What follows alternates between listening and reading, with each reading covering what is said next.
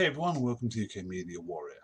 And today's edition is going to be about a TV show called Designated Survivor, starring Kiefer Sutherland and Maggie Q, who you may have seen Maggie Q in the Mission Impossible films. She's been in a few action films such as those, and obviously Kiefer Sutherland. Who doesn't know Kiefer Sutherland? You know, he was in 24, Jack Bauer, he's been in tons of stuff, so great actor. So anyway, Designated Survivor, an ABC show. I've just caught up with the first 10 episodes on Netflix. The next episodes are due out in March, I think, March 18th, somewhere around there. So it's a 22 episode season, first season with ABC, and let's hope for once that ABC doesn't cancel the show too early. Because that's unfortunately what ABC have now become renowned for. But anyway, Designated Survivor, the idea behind this is that during a State of the Union address, where you have the whole of Congress, the whole of the Senate, basically all of the judicial system of America is all in one place in the state building. They always choose one secretary not to go. He or she is termed the designated survivor. So if there is a disaster and the whole of the government is wiped out, there's one member of the government left who will be sworn in as president and carry on. Kiefer Sutherland plays Tom Kirkman, who's the Secretary of Housing and Urban Development. Is 11th on the list of on the rungs of the ladder when it comes to being president, and unfortunately for him, somebody decides to blow up the Capitol building and destroys the government. And so he is hastily sworn in as president with no Congress, no Senate, no judges, no judicial system in place. And he has to try and put everything back together. Now, immediately when I heard about this and started watching it, my mind flew back to a Tom Clancy novel called Executive Orders, which is a Jack Ryan novel. Jack Ryan, you might remember from Hunt for Red October, Clear and Present Danger, those films of Harrison Ford and Alec Baldwin, and so on. But yeah, so Jack Ryan. And in that film, Jack Ryan has just become the vice president when Congress and everyone, the president, are wiped out because an airliner is dived into the Capitol building and wipes everyone out. And Jack Ryan is the only one left alive as vice president. He is immediately made president of the United States, and he has to rebuild the government. So it's exactly the same premise. Now, I don't know whether the people who created Designated Survivor read that book and thought, wow, that'd make a really great TV series. And it is a great premise. I mean, it really is a good idea. The problem with Designated Survivor, and I watched the first 10 episodes in 3 days, so that should show that it's not exactly a bad show. And Kiefer Sutherland delivers his usual solid performances. But, there's always a but, it feels a bit cheap.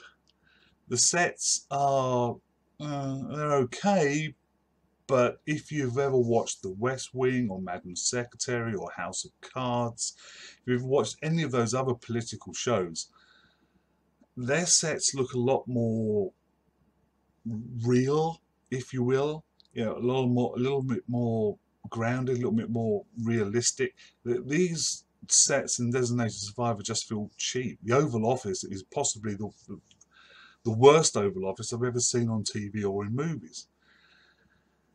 Now, as to the acting, it can be a little bit hammy in places. Some of the writing is a little bit, cheesy. Equally, the show doesn't seem to know what it wants to do. Now, I assumed that the main premise of the show was going to be the government's wiped out, Kiefer Sutherland is now president, he has to rebuild Congress, the Senate, get people in places, rebuild the government, the entire government, get judges into the high courts and such like.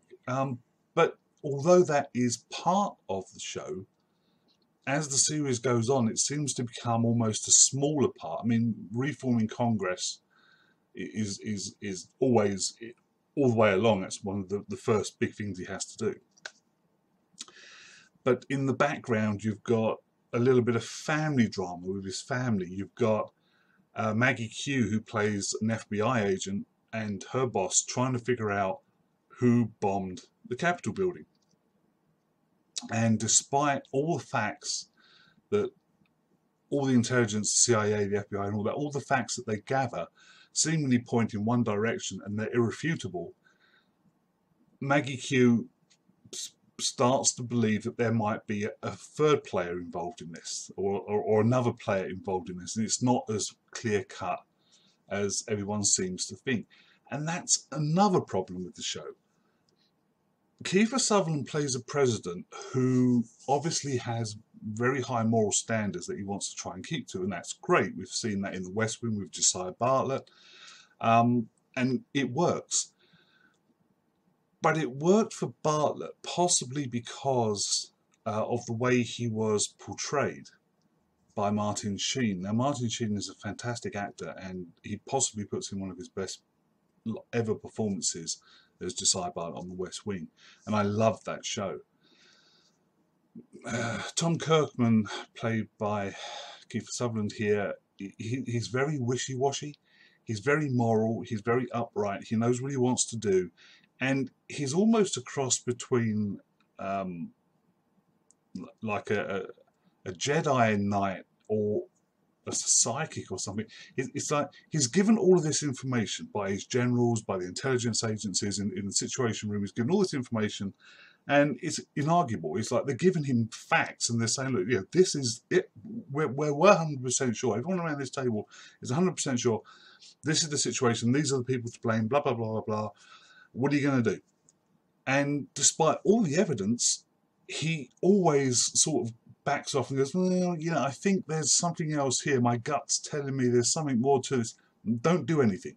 Hold off until I say. And then wanders off.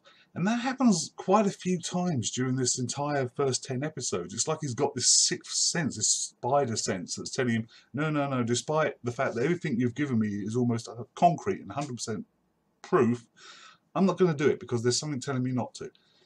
And they pull that card out of the hat once too many times, and it just gets stupid.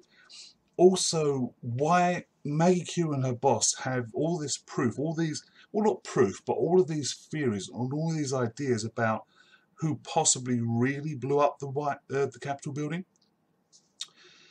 and yet they refuse to go to the president with even a suggestion that there might be something else behind this terrorist attack, even though they know the stakes involved. And when the last episode, episode 10, has been shown, they still haven't done that. So Tom Kirkman, Kiefer Sutherland, still has no idea what's going on, so he can't act on it.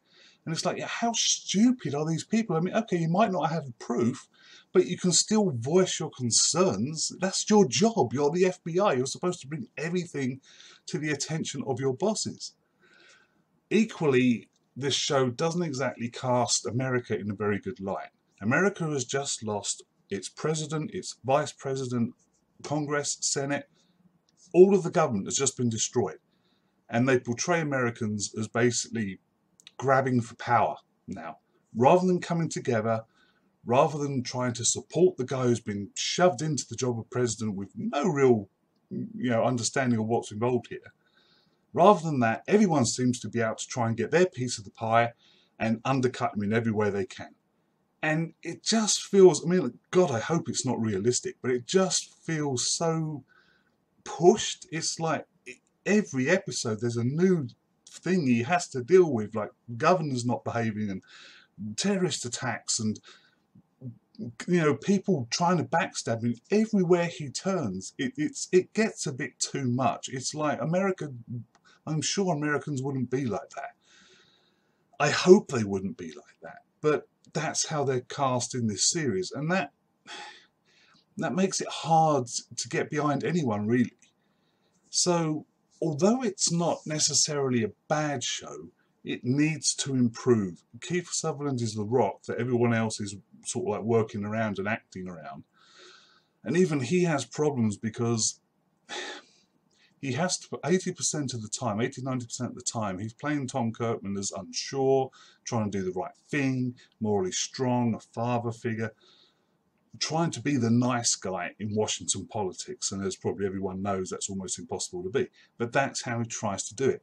So when he is given a role of having to play hardball with someone because he has to as president, he slips into like a Jack Bauerish sort of mode, and it's almost two totally separate characters. You've got Tom Copeman over here, who's the morally high ground father figure, and then you've got the other Tom Copeman over here, who's having to play hardball with someone who's like cold and, you know, firm and strong and hard, and it's like, well, hang on a minute, where's the middle ground here?